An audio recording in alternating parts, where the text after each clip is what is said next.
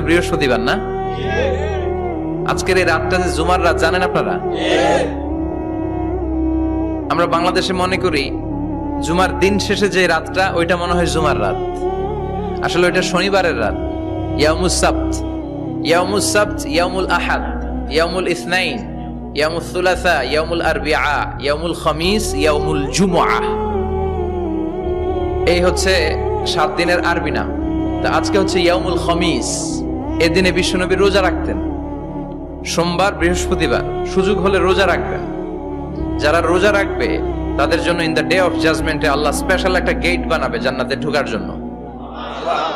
ওইটার নাম হচ্ছে রাইয়ান। মান দাখালাহু লাম ইয়াজমা আবাদা।